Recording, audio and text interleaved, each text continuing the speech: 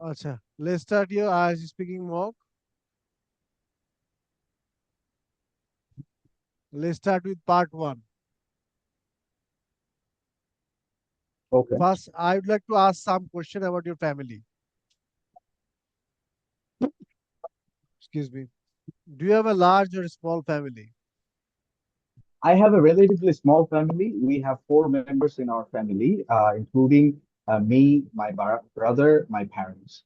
And although it's a very small family, we are very close knit. We try to support each other, try to spend time together, and quality time together, and try to spend quality time together and support each other's hurdles and life journey, and try to consult with each other. And বেশি বেশি বড় করার দরকার নেই তোমার। 3 থেকে 4 sentence বললাম না? এটা তো part one sir, please. Part one. How much time do you spend with members of your family? Well, I am a busy professional, so I don't really get much time to spend with my family. But after work at the evening, most of the time I like to spend quality time with my family. Uh, uh, we do dinner together.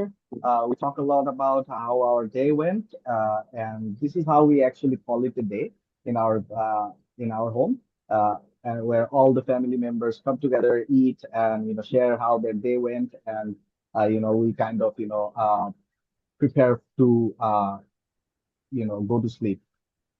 What sort of things? What sort of things do you like to do together? Well, we like to do a lot of activities together, but if one of them stand out, that would be traveling together. And we actually visited Sylhet this year together, and we constantly try to travel together. This actually helps us to be, further build bond with each other, and also we explore and learn a lot of things from traveling together. Let's move on to talk about food. What kind of food do you like? Yeah, so I'm actually a very foodie person. But if I were to choose one type of or a specific category of food, that would be Bangladeshi food. And to be very specific, I'm very much fond of biryani. Other than that, I also like the traditional Bangladeshi breakfast, which is very close to my heart. What are some of the typical foods in your country? Well, rice being one of the most typical food that is eaten by almost each and every person. And other than that, we have a lot of other items such as paratha or roti, which is basically fried bread, which typically eaten in breakfast. Other than that, we also have some food which are specifically designed to celebrate, eat while to celebrate an occasion, such as biryani, pulao, typically eaten in occasions such as weddings and or other social gatherings. In your country, do men or women have the main responsibility for cooking? Yeah, so in my country, it's mostly women who have the responsibility to cook. But I can see that's changing a lot. I have seen a lot of men who are married, and in their household they actually kind of selected the household task uh, and distributed it amongst themselves. And a lot of men that I know are actually really good cook. So although women are primarily responsible for cooking and household work, I can see that's no longer the case anymore. And a lot of men are also, contributing in household work and cooking. Let's talk about where you live. Tell me about the house or apartment you live in. So I live in a very small, cozy house with a very good front yard and a lot of greenery and trees. Mostly, my father is responsible for these trees. He really loves gardening, and he really loves gardening. But I do like to, live in this place, which is very cool, environment, and we have environment where there's a lot of natural lights coming in, and the air quality is really good due to the natural environment that it is. And yeah, that's about it. To give you shortly describe my house. What are some of the bad things about living there?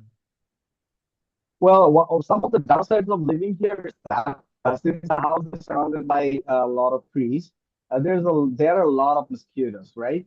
So which is one of the downside of living in this kind of environment in this kind of house.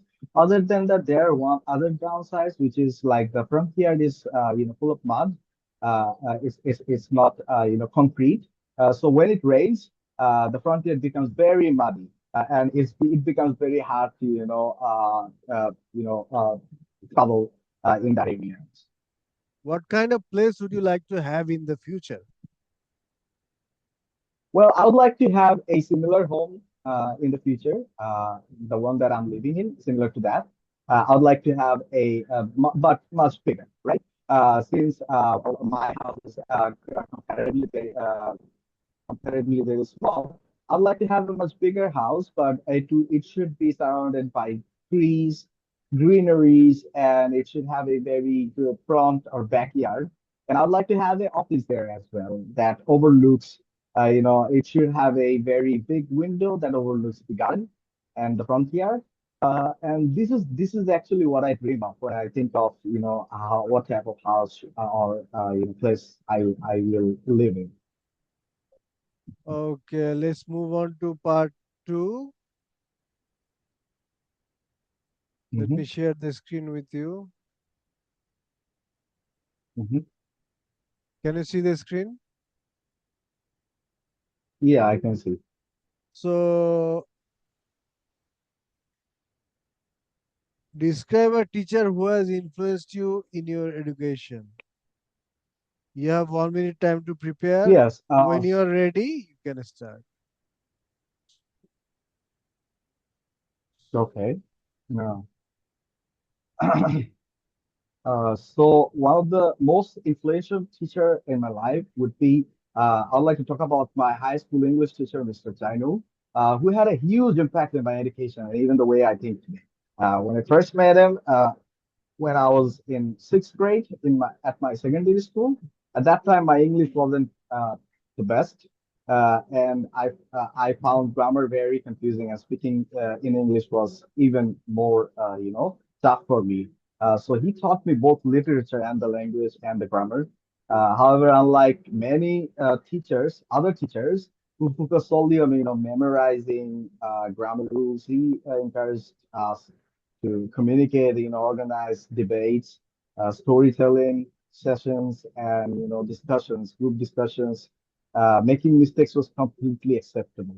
So this made the classes very much more engaging.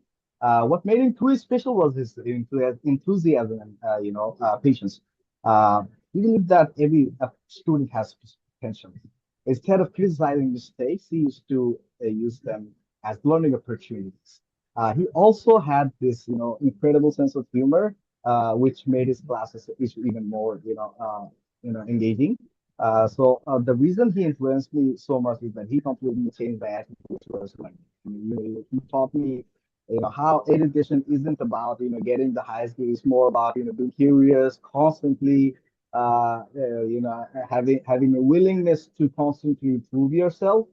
And thanks to his encouragement, and I even decided to pursue a bachelor's in English language and literature later on in my life. And even today, when I face challenge, I remember one piece of advice that he gave back then, which is progress matters more than perfection. So that's a lesson that I'll probably carry with me for the rest of my life. Okay, good. Let's ask you the follow-up questions. Do other people you know remember this teacher? Well, absolutely. All of my batchmates and classmates still talk about him whenever we meet. He wasn't just a teacher; he was also a mentor, and I genuinely care about his students. Even after years after graduation, whenever we meet, whenever his name is mentioned, we appreciate his guidance so much. And yeah, that's about it. Do you still see this teacher? Well, not regularly. He lives in my area, but since I graduated several years ago, uh, I don't really get to see him much. But however, we occasionally exchange message, and sometimes I visit my old school and the area that he lives in, and sometimes we get to see each other. Whenever we meet, he is just as encouraging as he was back then, and when I was his student. Okay, let's move on to part three. We look at developments in education. Has education in your country changed in the last 10 years? How much? Yes. Well, the education in my country have changed massively and very quite significantly in the last 10 years. One of the major development here is the integration of technology in classrooms. Many schools and educational institutes now use learning management systems, online assignments, virtual classrooms to, especially after the pandemic, right? As another noticeable change would be that students now have access to much wider resources of learning through the internet. So in the past, they relied mostly on textbooks, but whereas today we can watch educational videos on YouTube, attend online courses, participate in international learning communities. And although there is still room for improvement, I think education has changed a lot, and it has become much more accessible and flexible than it What? was a decade. Okay. What changes do you think will happen in the future? So what I think is that what will the change that will happen in the future in terms of education, I believe that technology will play even bigger role. And artificial intelligence is booming very fast, and I think AI will be integrated in learning experience as well. By identifying students' strengths and weaknesses, providing analytical reporting in students' performance where traditional exams may become much less important, with greater emphasis on practical projects, creativity, problem solving, teamwork. And I think lifelong learning will become much more of a norm because people will need to constantly update themselves in since technology is constantly evolving and faster than ever. Okay. What changes would you recommend to improve the education system?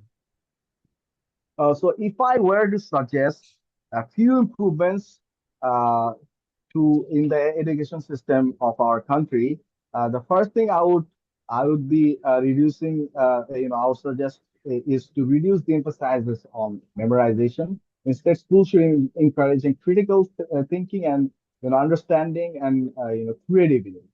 And secondly, I would like to integrate, I would like to suggest that financial literacy, communication and soft skills, mental health education should become a very important part of the standard curriculum because these are essential life skills these days.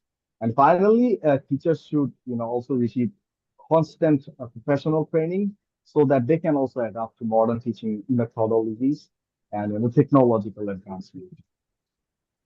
National education system. How do And the so, ambitions of current school leavers compare with those of the previous generation? yeah, I think today's students today's students are much generally much more have broader ambition than their previous generation. In the past, many graduates in our country aim for a stable profession, such as becoming a doctor, engineer, or government employee, because of the job security was the highest priority. But nowadays, careers remains popular. Those careers are still popular. Many young people are also interested in entrepreneurship, freelancing, content creation, and a lot of other stuff. or perhaps working in international companies. So globalization and social media have exposed them to much wider range of career opportunities. As a result, career aspiration and have become much more diverse and internationally oriented. Okay. What role do you think extracurricular activities play in education? I think extracurricular activities plays a very important and crucial role in education because education isn't only about academic knowledge. It's activities such as debate clubs, music, drama, volunteering, sports help students to develop teamwork, uh, time management skills, leadership, communication, and a lot of other skills that are, may not emerge from traditional classroom. Moreover, I think universities and employers, value applicants who demonstrate both the academic and achievements and also the active participation in extracurricular activities. What is the role of the school in modern society? Well, the role of school in the previous, for previous generation and also the modern society is beyond just teaching academic subjects. First of all, they equip students and provide them the knowledge and skills necessary for their future careers. Other than that, they help young people to develop values such as honesty, cooperation, responsibility, and a lot of other stuff. Schools also uh, provide a platform or opportunity for students from various different backgrounds to interact with each other, collaborate and with each other. Uh, this promotes social integration and mutual understanding.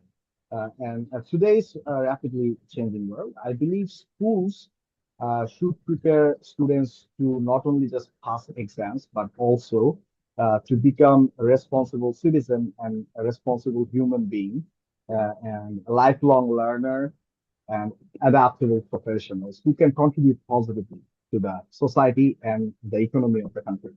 Okay. Wonderful. আগের চেয়ে অনেক improve হয়েছে। I can give you 7 today. দেখছো? Wow, seven হয়েছে seven চলে আসছে Actually, because you have implemented the uh, কি বলে you have used the sentence variation so wonderfully. That's why I'm giving you this sir score. Wonderfully বলতে আমি ratio maintain করার try করছি বাট দ্য থিং ইজ হ্যাঁ, আমি এত এত তাড়াতাড়ি বলতে পারতেছিলাম কজ আমি এটা লেখছি কয়েকবার না ঠিক আছে ঠিক আছে, you have practiced হ্যাঁ it. That's why আমি you এটা have লেখছি got this score.